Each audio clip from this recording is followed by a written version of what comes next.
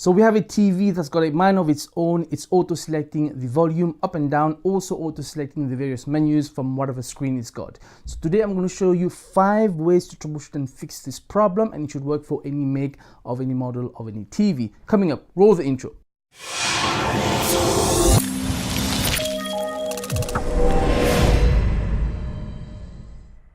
Hey HealMyTechs, and welcome. This is Ash from HealMyTech, helping you go from newbie to techie. Very quick story today, one shot. Hopefully you haven't got time, but this should help a lot of you. Now this is an LG TV. This is the 42LM760T. So there's 5 things you need to look at, and 2 of them are easy, 3 of them will be more advanced. We're gonna have to open the back. So let's start with the first 2. So the first thing I want you to do, if this is a problem, it could be your remote control. So the way to diagnose this is to completely disconnect the remote control, take the battery off, turn the TV back on. If the problem is still persisting, then you know that the problem is not with the remote control. But however, if the problem stops, then it was the remote control. Just change it. If that doesn't work, the next thing that you should do is, it could be a software issue. Every TV will have a factory reset. So go to the settings and find the reset and just reset the whole thing. Hopefully it might work. In some cases, it could be the problem and you will solve that no problem. Now, if that doesn't work, number 3, we're gonna have to go into the back cover. At this point, I'm gonna remind you, electronics carry a risk. Do at your own risk or consult a professional. This is for tutorial purpose only. Now, you're gonna want to disconnect your cable. Okay, you may also want to ground yourself. You're working in the back of the TV. In this one, there's a cover here and there's a screw for the cover. So make sure you unscrew it with a normal Phillips screwdriver. You take the cover off and you're going to see the mains plug. Clip from both sides and pull it out. And this is your mains plug. Put it away. Now this TV has got 2 main back cover. It's got a main bit one, and then you've got a smaller cover at the bottom. Now they are all Phillips screwdriver, and you're going to see all around there's screws, Phillips screws. All you need to do is to remove everything you see. There's just 2 main types of screws, and make sure you know where they go. These bottom ones are a bit bigger, so make sure you kind of put a mark somewhere. Once you've removed all the screws with a normal Phillips screwdriver, this cover should pop off very easily. If you have a resistance, that means you probably have forgotten the screw. If the screw is visible, you need to remove it. Okay, there's no secret screws. You've got the power supply board and the main board. Underneath there's another part that we need. Now the 3 other bits we need to check for is going to be the main manual button control. Underneath there's 1, 2, 3, and 4 screws which you need to remove. Phillips again. And underneath there, you're going to have the IR sensor, which is the 4th thing that could be wrong. And the last thing is, you come over here. This is the main board. That could also be wrong.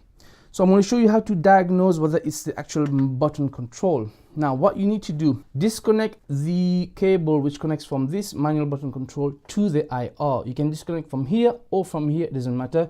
Just kind of clip and pull out. Now plug your TV back in, go and turn your TV on and use your remote. It should still work. If the problem has gone, then you know that the problem was with the manual button control. And what you can do is go online. There's 2 screws there. Take them off. This comes off easily. There's a reference at the back, and just find that reference, buy it off eBay or Emo's TV Parts. I'm going to put the link in the description below, and it's very cheap. It's about £5, and that's going to be your problem solved. In fact, in our problem today, this was the problem. However, if that doesn't work, you also need to disconnect this IR sensor from here, because this goes all the way back to the main board. You can disconnect that, and then you can test the TV. If the problem has gone, obviously now you're gonna have to put that manual button control back and disconnect this one. If the problem has gone when you disconnected the IR to the main board, then you know there's a problem with the IR. So you need to change this. Again, if you come closer, I'll show you. There are 2 screws here, Phillips screwdriver. Take them off. You're gonna get something like this. It's a needle case. There's 2 clips, just need to take them off. And there's a small reference here. It's LM66_76_96 version 1.6.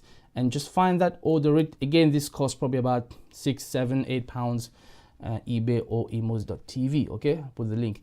And sometimes you will get the whole thing. You can snap it back in there. Other times you just get the little PCB. Okay, if that still doesn't work, then you have definitely tested that this didn't cause the issue and this didn't cause the issue. Your last problem is going to be, come over here, this main board. And on the main board, what could be the problem? There is a microprocessor data bus underneath there.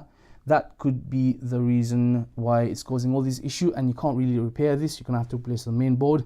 The main board can cost anything from £20 to £50 used.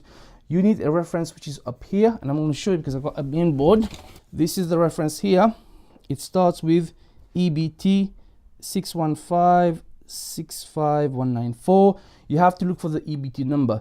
Those other codes on the board itself mean nothing. They're just generic codes for reference, okay? Look for the EBT number and make sure you double check with the supplier.